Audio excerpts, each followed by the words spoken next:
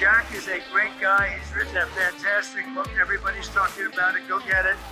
And he's been my friend right from the beginning of this whole beautiful event. And we're going to turn it around and make our country great again. Amen.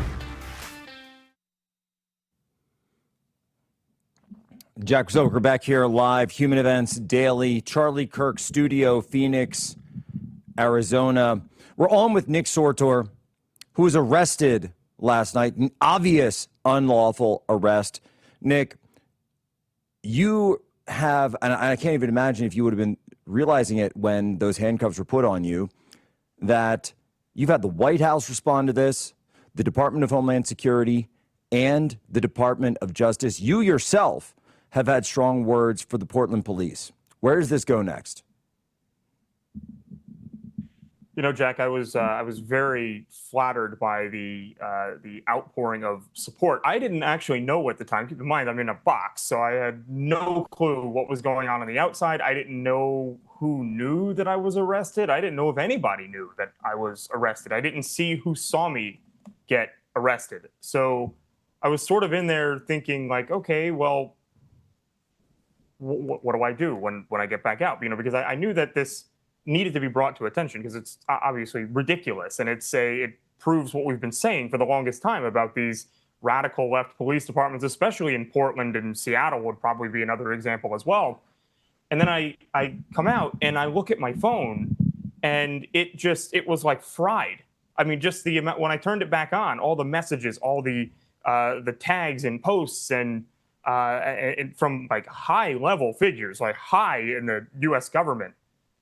Which was fantastic. Like, they were all invested in this story. They all wanted to help. I mean, Kristi Noem, Tricia McLaughlin, Pam Bondi. I spoke personally with Attorney General Pam Bondi this morning, as well as Harmeet Dhillon, who's already hit the ground running on this DOJ investigation into Portland. This could potentially be a turning point in this city. One that has been ravaged with violence and lawlessness and, you know, Antifa terrorism for years now. And, you know, we also saw, I think Benny broke the story at the time where Kristi Noem was sending DHS agents to the jail to try to get me out. I had been released at like right around the same time, but I mean, they were pulling all the levers they possibly could to resolve this situation. And this was like the final straw, it seems. Like, all these agencies coming together, it enraged so many people that, you know, I want to keep this. I don't necessarily need the story to be about me. I want the story to continue, though, in the way that, you know, we keep up this momentum to take back these blue cities, because, you know, I think about the victims of the police department and the lack of justice that regular folks out here, you know, people that live in Portland. There is an apartment complex that is directly next door to this ICE facility. And many of the people live there, I've been told, even by the rioters, that there are veterans that live there, a bunch of veterans that live in this place. And they're sitting there screaming at 3 o'clock in the morning with megaphones, you know, incoherent garbage at ICE agents every single night. There are no nights taken off from rioting outside of the ICE facility here in Portland. So why don't those people ever get justice? Why are, you know, in my opinion, Jack, correct me if I'm wrong here, but disorderly conduct is actually people that are screaming with megaphones out on the street at 3 o'clock in the morning, setting fires and, you know, just causing general mayhem in the streets. Not me for putting a camera in people's face that, you know, don't want to be filmed in public. You know, if that's the takeaway, if that's one thing that people take away, it's that. It's like the double standard here is massively clear. No, it's the double standard, but also, Nick, it's so, I would say it highlights what President Trump is talking about, what the entire administration is talking about, is that this is the triple standard of justice, the 3-tiered system of justice that we've seen. One standard for a conservative, one standard for the average person, and one standard for the left and their little shock troops and cretins out on the street. And that's what the federal deployment to Portland is all about. Because when you have the mayor up there and the governor and they walk around and say, oh, it's perfectly safe, that's because they're on the same side as Antifa. And as it turns out, it looks like they've given orders to the police department that Antifa are allowed to be able to commit these crimes. But if anyone is in the way of Antifa, then they will be the criminals. This is a historic textbook move of communists. It's called anarcho-tyranny, whereby the shock troops are allowed complete impunity to maim, assault, attack, block roads, block residents. The people who work there, by the way, just trying to get to work or have a night of sleep before they have to work a shift in the morning, or God forbid, they're working at night and just trying to get out. Antifa can do whatever they want to them. But if you try to defend yourself, which is what you did, we can see the video, the whole world can see it, you're a criminal, you are treated like a domestic terrorist. It is complete inversion of our legal order and our moral order, and it's done purposefully to keep everyone out of those in power.